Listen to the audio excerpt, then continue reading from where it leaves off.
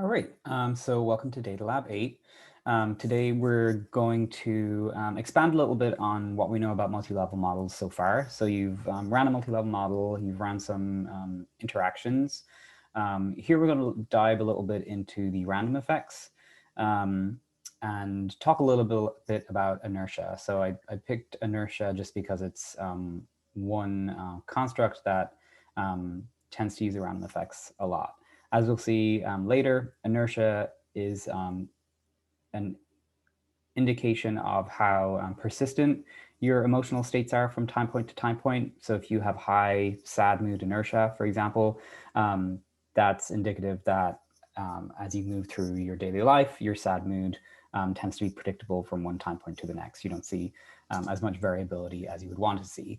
And high inertia in sad mood tends to be associated with things like depression and psychopathology. It's thought to be one kind of dynamic index of resistance to change or inflexibility in your emotional life.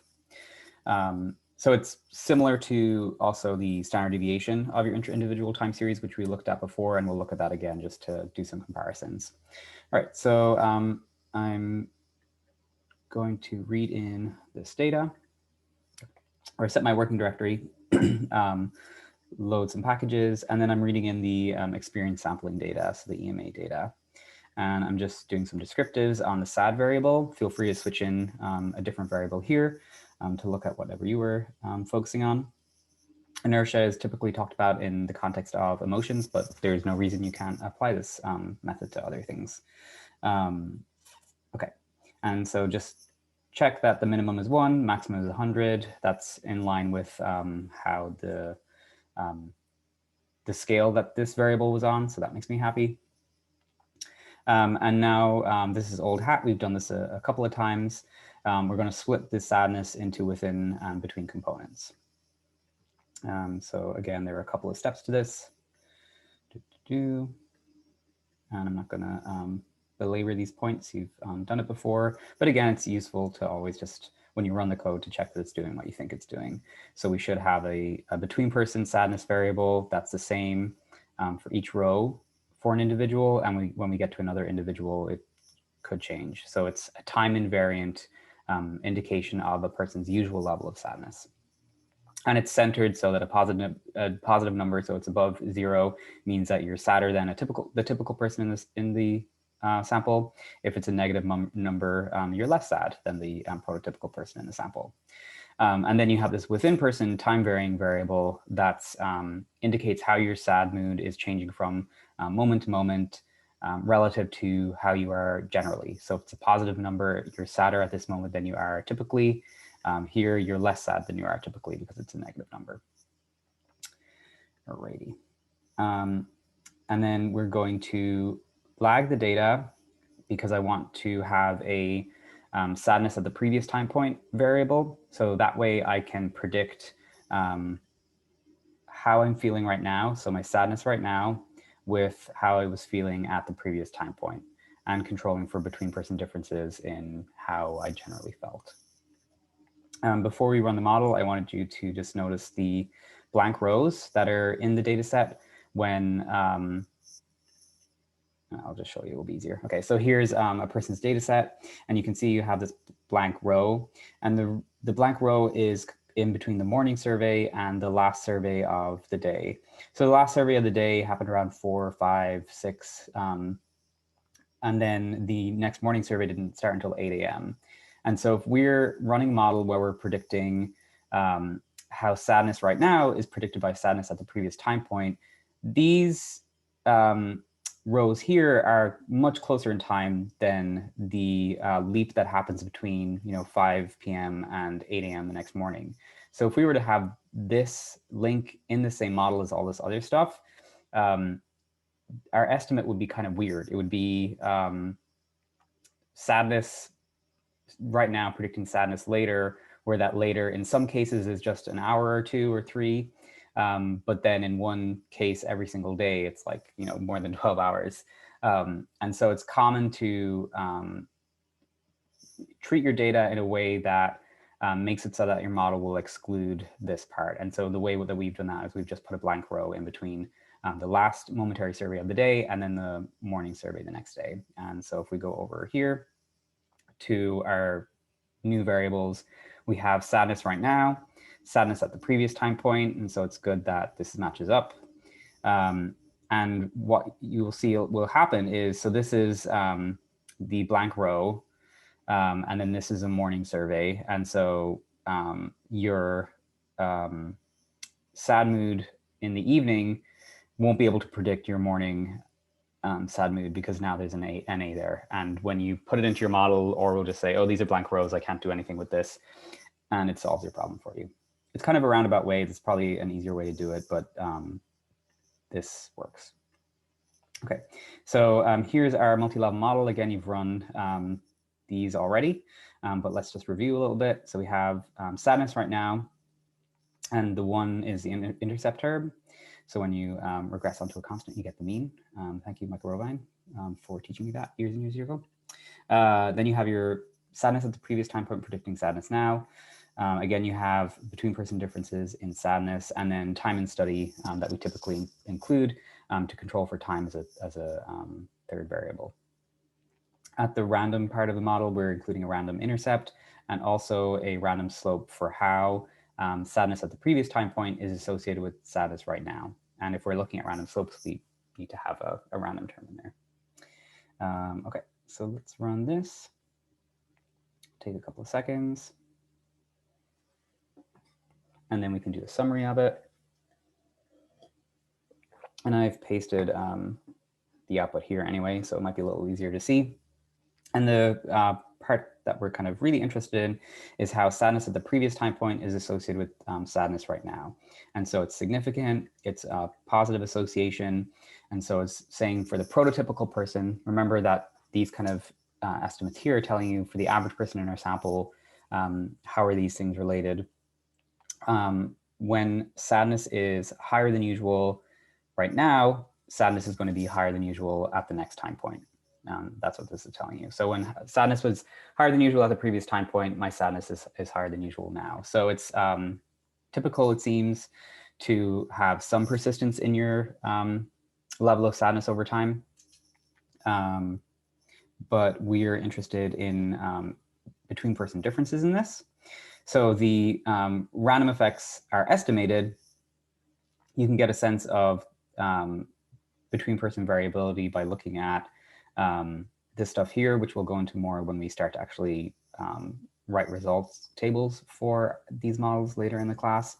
But they're in your model, and when we plotted at the previous point, you saw like the prototypical line as well as gray lines that were telling you all about individual differences. But another way to extract those is using this function. So it's random.effects and then the model name. So model one was the name of the model that we ran up here. And when we run this and we put it into a data set called random effects, because I can't spell, you end up with a new data set with the observations matching the number of people that were in your model. So number of groups was 79, and in this data set, we have 79. The reason we have 79 and not 6,000 or so is because the random effects are specific to the person, right? They're nested in person. Yeah, that's why. And so this random effects data set, you have the participant ID number, you have the random intercept, and then you have the random slope for the how sadness at the previous time point is affecting sadness right now. Let's make more sense of this by doing some plotting. So we're going to plot the sad within lag, this variable right here, for the sample. And you see something like this, where it's pretty normally distributed, and that shouldn't be a surprise because we kind of specify that our random effects are conceived of as randomly distributed errors around the prototypical person's estimate. So that's why everything is centered at 0. And if it's above 0, you would add a positive number to this estimate. If it's below 0, you would subtract it from this estimate if you wanted to get that number for a specific individual. But it generally gives you a sense of these are people for whom sadness at the previous time point is more predictive of sadness at the next time point. And then here is the opposite association. And so that's, you now have these in a data set. And so you can treat them as variables outside of your multi-level model kind of context. And so that's not uncommon to do. People then usually do things like see how they correlate with other variables, which we'll do right now. So we're going to take in our baseline data set. You'll notice that the I'm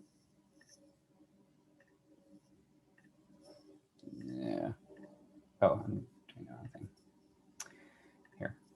You'll notice that the ID variables are the row names. So in order to make it easier to merge, you want to have a column that is the IDs. So we can just simply say, I want to create a new column called ID and base it on the row names. And so just making sure that works. Now you have an ID variable that corresponds to the row name, and the ID of the participants. So that will make things easier for merging. So now we can merge this with the baseline data set.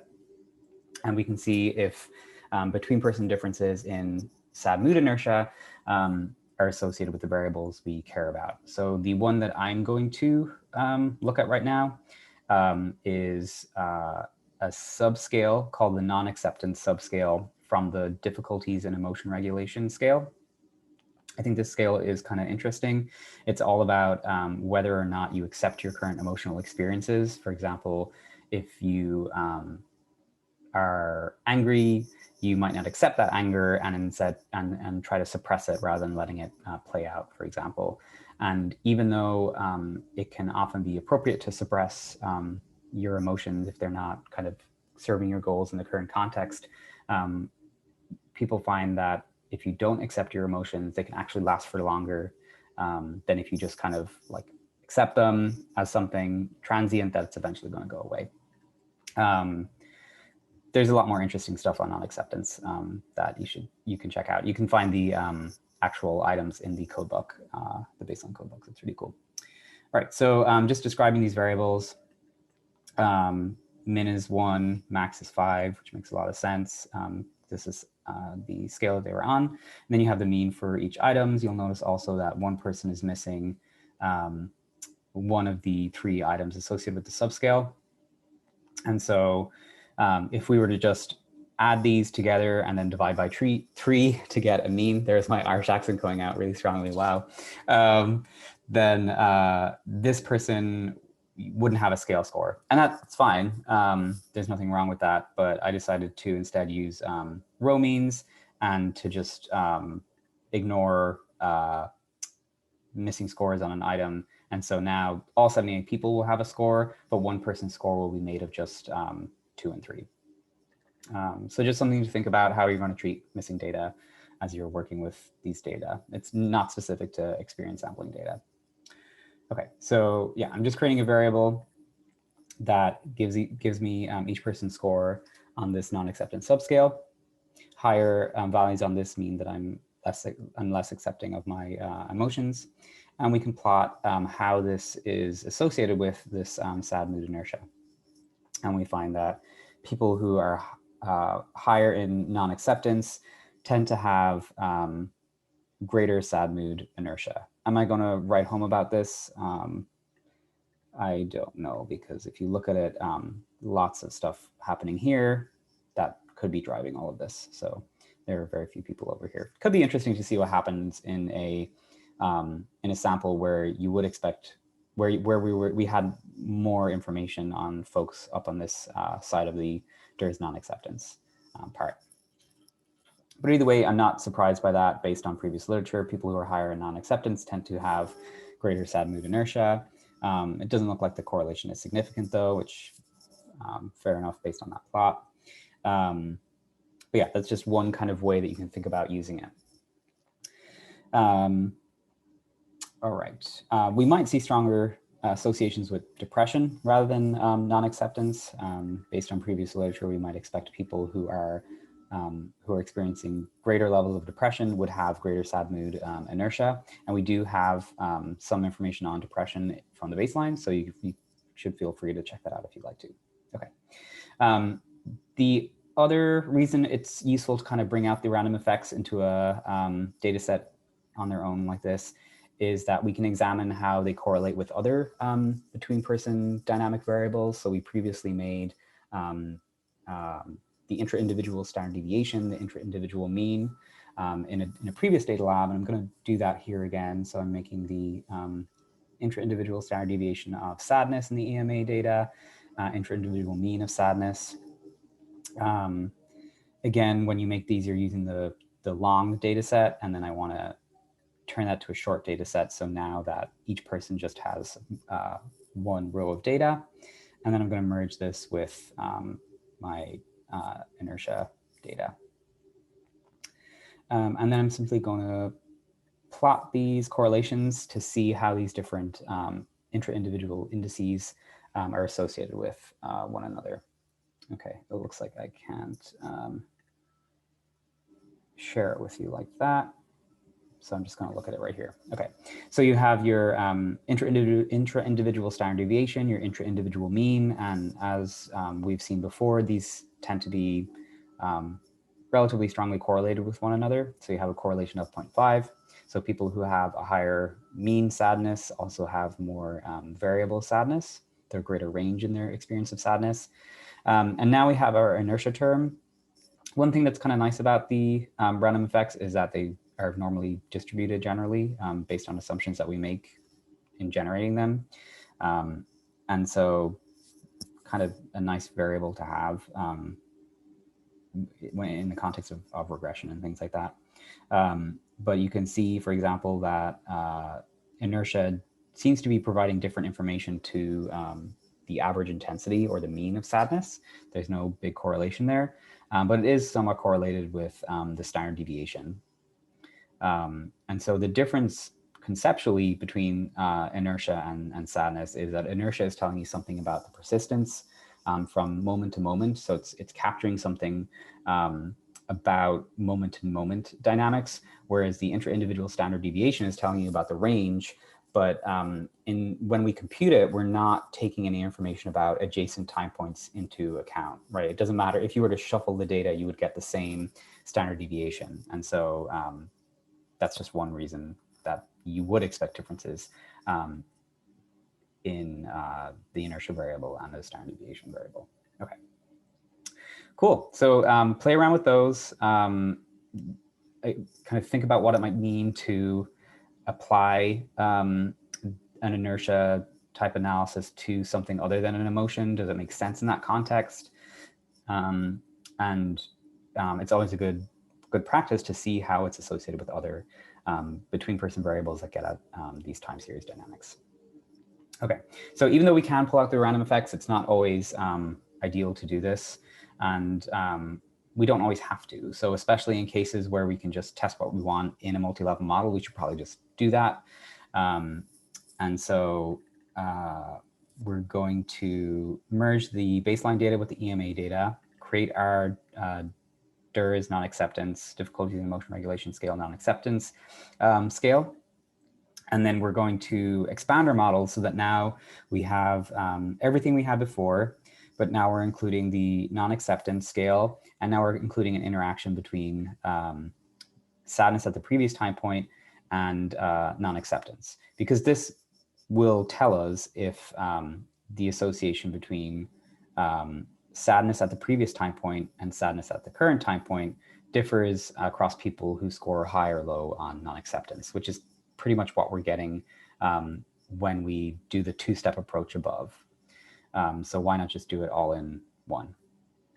And so when we run the model and we run the summary, and I have it pasted down here, so the result should be pretty much the same. You don't find a significant interaction, and that kind of rings true with the correlations we saw above. And the results shouldn't be super crazy different anyway, since they're based on the same data. But this is a parsimonious way of doing it all in the one model. So if you can do it in one model, I would recommend doing it that way. The instances where I see people use random effects are usually when they where they take the random effects and use those variables as kind of variables in and of themselves outside of the model is when they want to correlate them with like lots of different things that wouldn't really be easily accommodated into a multi-level model. Cool. So I think that's enough for this week. Now that you know how to get random effects and to plot them and look at them and use them, we are pretty much ready to start looking at motion networks that are based on random effects. So we'll do that in next week's DataLab. All right, have a good rest of your week.